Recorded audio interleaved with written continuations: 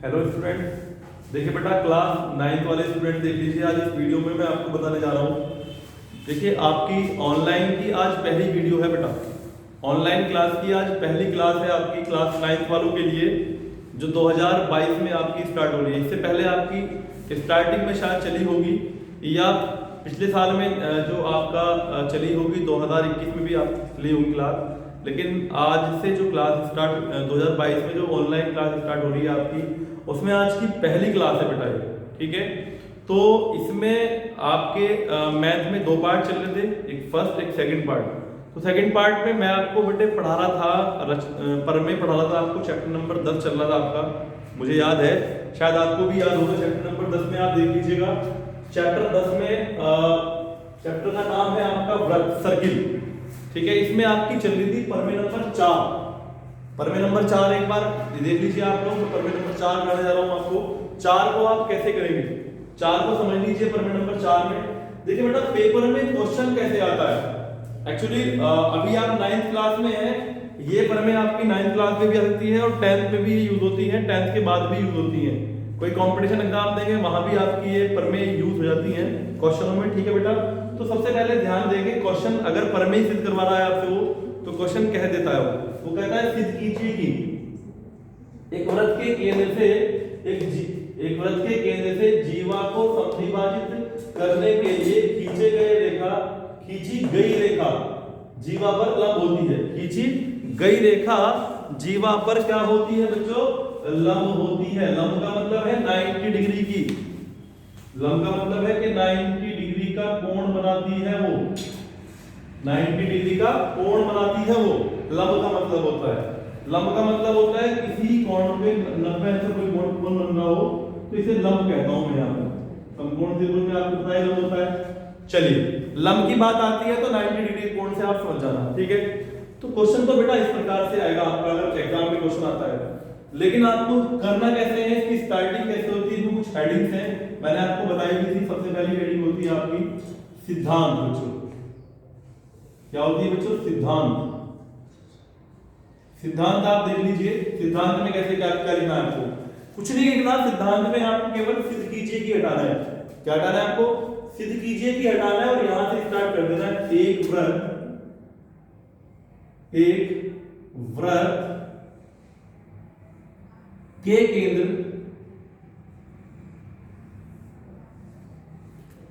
से एक जीवा को समद्विभाजित करने के लिए खींची गई रेखा जीवा पर लंब होती है। सेम था ना, केंद्र से एक जीवा को समद्विभाजित करने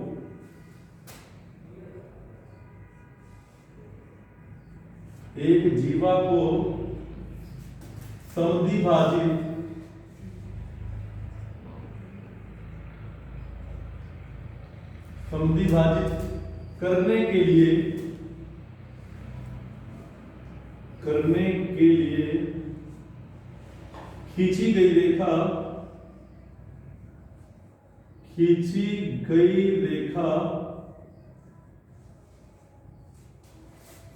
जीवा पर लंब होती है। जीवा पर लंब होती है, ये सिद्धांत हो गया। उसके बाद हेडिंग आती है बच्चों आपकी दिया है। सबको जानकारी है, दिया है। मैंने क्लास में आपको ऑफलाइन भी बहुत सारी परमेय कराई थी, सबको याद है। तो सबसे पहले दिया है और इसका चित्र बनाते हैं हम लोग। चित्र है आपका बच्चों ये, एक सबसे पहले वृत्त है, वृत्त के केंद्र से केंद्र मान लेते हैं इसका O, केंद्र से एक जीवा खींच लेते हैं आप लोग। जीवा होती है ये आपकी, माना जीवा है ये भी। जीवा को समद्विभाजित का मतलब बिल्कुल बीच में से कट करने, दो भागों में विभाजित करने वाली रेखा। समद्विभाजित करने के लिए खींची गई रेखा, केंद्र से जीवा पर खींची गई रेखा ये हो गई आपकी। इसको मैंने डाल देता हूं मैं D, सपोज खींची गई रेखा होगी और D इस पर लंब होती है। क्या करना आपको, ये जो होती है 90 डिग्री के कोण पर होती है। लंब का मतलब 90 डिग्री का कोण है। यानी कि आपको दिया है एक वृत्त दिया है आपको जिसका केंद्र वो है, जिसका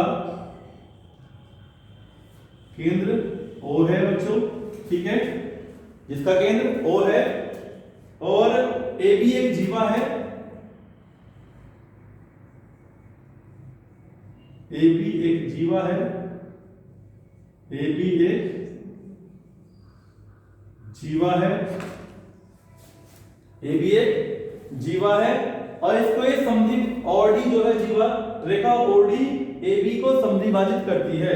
तो यानी कि AD बराबर दिया है आपको DB, समद्विभाजित करेगी तो बराबर होगी दोनों भुजाएं, ये बराबर होगी इसके, समद्विभाजित करती है, उसने कहा समद्विभाजित करने के लिए, तो इन्हें दो बराबर भागों में बांटने के लिए जो रेखा खींची गई है 90 डिग्री कोण बनती है, सिद्ध करना है आपको। तो अब आप आएंगे, दिया है, अब लिखेंगे आप लोग सिद्ध करना है,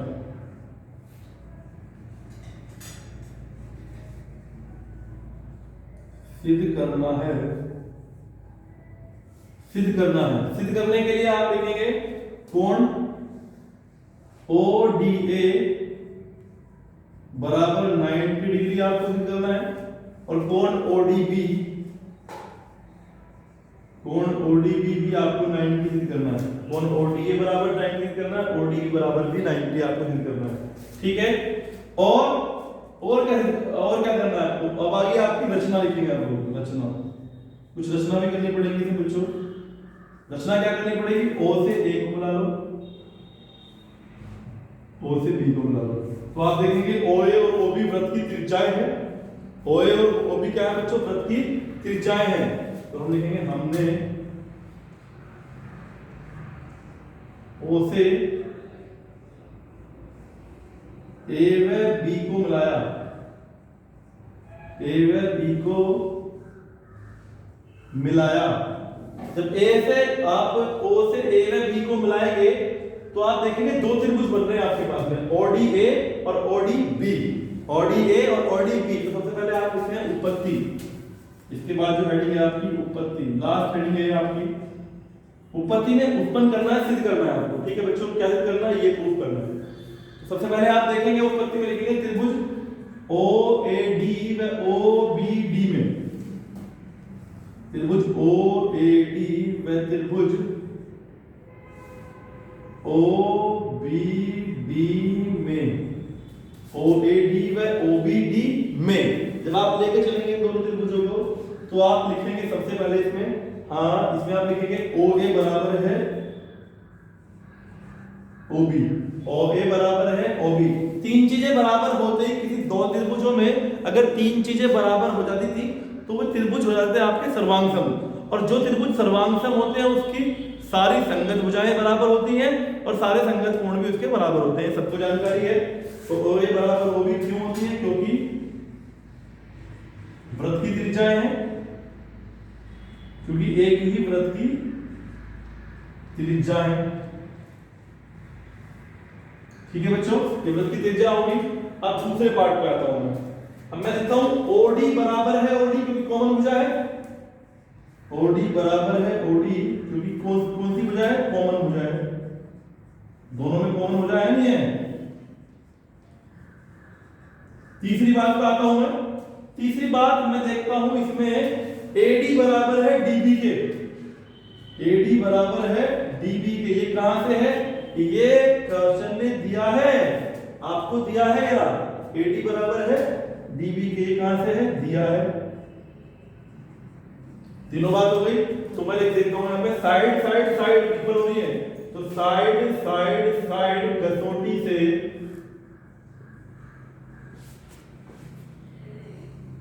साइड साइड साइड कसौटी से त्रिभुज OAD सर्वांगसम होगा, सर्वांगसम है त्रिभुज OBD के, त्रिभुज OBD के। और जब दो त्रिभुज बच्चों सर्वांगसम होते हैं ना, जब दो त्रिभुज सर्वांगसम होते हैं तो उसकी संगत भुजाएं और संगत कोण आपस में बराबर होते हैं, ये सबको जानकारी है इस बात की। तो मैं लिखता हूं, मुझे जरूरत है इस वाले कोण की, तो मैं लिखता हूं ये संगत कोण है इसके, ये कोण इसके संगत होगा, ये कोण इसके संगत होगा, तो हमें आवश्यकता इन दोनों की है, तो आपको 90 अभी नहीं लिखना हमें, ये दोनों की जरूरत है हमें, तो हम लिखेंगे कोण ODA, इसीलिए कोण ODA बराबर होगा कोण ODA बराबर होगा कोण ODB के, कोण ODB के, क्योंकि संगत भुजाएं हैं, संगत कोण है, तो संगत कोण हमेशा बराबर होते हैं। अब इसके बाद अगली बात पर आते हैं हम लोग। तो मैं देखता हूं जो AB एक जीवा है, AB एक सरल रेखा है, AB एक सरल रेखा है, और आप जानते हैं कोई भी एक सरल रेखा होती है, कोई भी एक सीधी रेखा होती है, तो उस पे जो कोण बनता है वो हमेशा 180 अंश का बनता है। तो कोण ADB बराबर क्या हो जाएगा बच्चों, कोण ADB कंप्लीटली पूरा कोण, सीधा कोण पूरा ये सारा कितना हो जाएगा, बराबर 180 अंश, ये आप जानते हो। उसके बाद इस कोण को दो भागों में भी तोड़ना है। कैसे तोड़ेंगे देखिए आप लोग, इसको दो भागों में विभाजित करने के लिए हम लोग इसको लिख सकते हैं कोण ODA कोण ODB, तो कोण ODA प्लस कोण ODB बराबर 180 अंश। अब आप जानते हो, आपको दिया है कि OD आपने ये सिद्ध करा है ODA बराबर है ODB के, तो आप ODB का मान क्या है आपके पास में, ODA, तो मैंने लिया ODA बराबर 180 अंश, दोनों को जोड़ देंगे, दो कोण ODA बराबर हो गया 180 अंश, दो को भाग ले आऊंगा, कोण ODA बराबर हो गया 180 बटे 2, 2 से 90 बार कट जाता है, तो ये आ गया कोण ODA बराबर 90। यही आपको प्रूव करना था एंड प्रूफ। इसने कहा था जीवा पर लंब होती है, तो लंब का मतलब 90 अंश के कोण पे होती है, तो मैंने लगा दिखा दिया कोण ODA बराबर जो होगा वो 90 अंश होगा, ODA भी 90 होगा, ये भी 90 होगा, क्योंकि अब की बार हमने ODB का मान रखा है, अगर हम ODA का मान रखें ODB तो ODA भी 90 रहेगा। ठीक है बच्चों, इस प्रकार से परिमेय नंबर आपकी 4 हो जाती है, इसको कर देना आप लोग, ठीक है।